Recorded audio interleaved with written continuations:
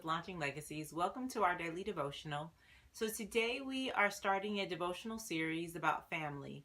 This will be a shortened series, just 3 days this week. So, if you're starting today, then you're right on time because we're starting a bit of a day late.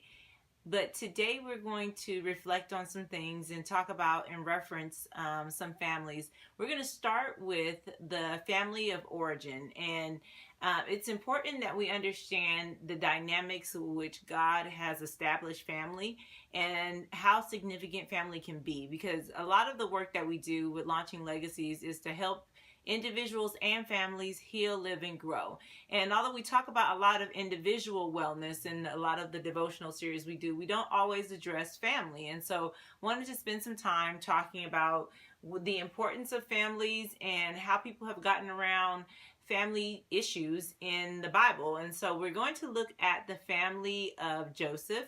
And if you want to read Joseph's story, you can start in Genesis, the 37th chapter. That's a pretty good place to start. Although that's not the beginning of his family heritage, it's a good introduction into where things kind of started to go in an interesting direction for Joseph. And so Joseph's family are the children of Israel, right? They're the 12 tribes of Israel are Joseph and his brothers.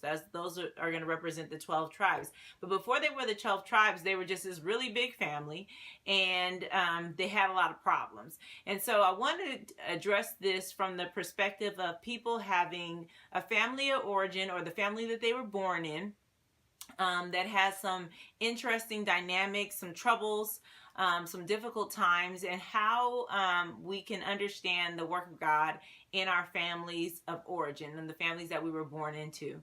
So here Joseph is. He's born. He's a younger, not the youngest, but one of the younger of the children born to a man with a whole lot of kids, whole lot of wives, a whole lot of concubines. So there's many children born, and they have there's different mothers. And so in this day and age, we would call that dysfunctional.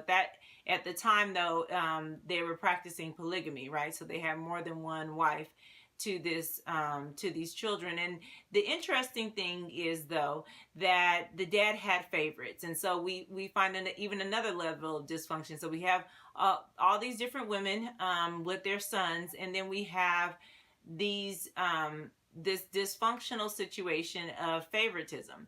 And so because Joseph's father really loved Joseph's mother so much, and he was one of the only children that she had, then it became an issue in which Joseph became a favorite to his dad. And as a favorite, he got special gifts and he got special treatments. And so then we get to the next layer of dysfunction. Joseph had all these brothers, and so the brothers felt a certain way about Joseph being treated like a favorite. And so it gets complex in the story because they bully him. And at the end of their bullying, there becomes a bigger issue of Joseph not necessarily knowing how to be wise. He's probably just trying to be himself, and he struggles with making the right decision of what he should share with his family and what he shouldn't share with his family.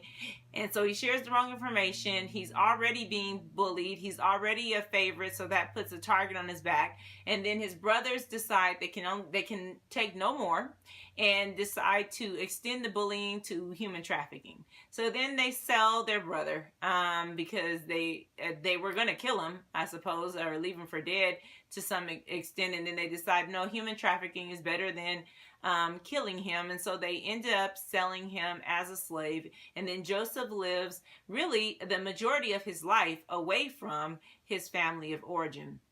But the importance of talking about Joseph's family origin is this. We realize that, one, we're not guaranteed perfect families. God definitely had a plan for Joseph and Joseph's life, and it definitely included his family and keeping his family preserved, because God had already promised this family a legacy that was going to continue on. But so God knew what was happening. He had a plan. He had a design in this whole thing, but it wasn't easy.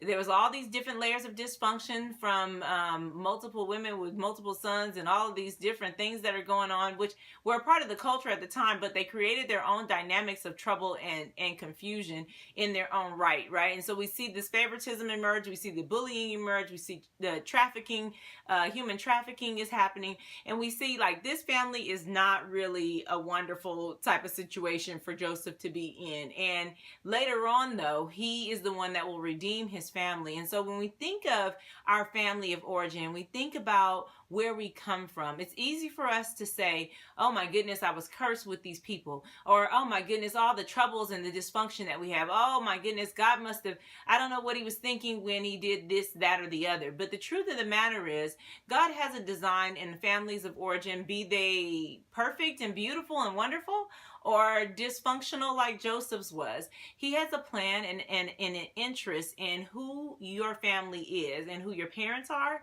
and who your siblings are. That was part of his design. And they're that way for a reason. For Joseph, it changed the way that his life was shaped. I mean, he was a favorite child, but he didn't feel like a favorite when he was in prison for the things that he didn't, for the crimes that he didn't commit. And he didn't feel like a favorite probably when he was being sold as a slave into someone else's house. And I know he didn't feel like the favorite when he saw his brothers come back into the country that he had now received power in. He still wasn't feeling like a favorite. He was realizing that there were a lot of things that needed to be understood about his family, but he probably wasn't feeling like the most loved, the most accepted at all of these times.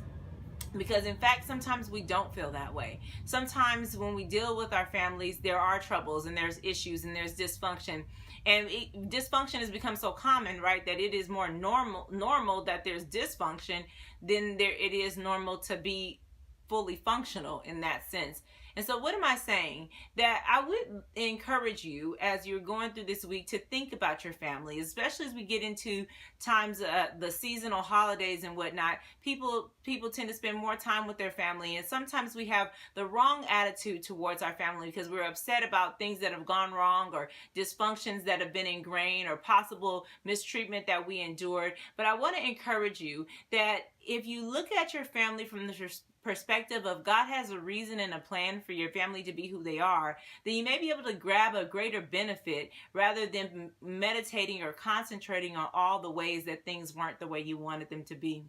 God does have a plan for our family. He has a design and why he brought us the parents that we have and the siblings that we have and so on and so forth. Even our extended family, we're a part of God's design and plan. And family is very important to God. But how are we going to position ourselves as we look at our family? We need to be people who ask God, hey, God, what is your intention? And be like Joseph. If you have time to read the Genesis, the 37th chapter, all the way through into the 40-somethings, you'll find that his life was interesting, but a lot of the peculiarity, the struggle, and the distress of his life came from the dysfunction of his family. But indeed, Joseph becomes a great man. And at the end of the entire story of Joseph's life, we find him to be representative of the redeemer of that family, which became the redeemer of a nation. Even to where his bones are honored, where he's buried, his bones are buried, became a place of significance. And those things are written about in the scriptures because Joseph's kinship, his family relationship, his family of origin was specific and intentional in what God wanted to do with the whole nation. What is God's intention with you and your family? And I don't want you to entertain the idea that, oh, well, it definitely isn't as great as Joseph, because maybe it is. Maybe there's something exceptional, something dynamic, something powerful that God is doing in your family, and he's doing it through you. Will you be available for that? Or will you be begrudging and disgusted with all of the things that have happened wrong? Can you look to God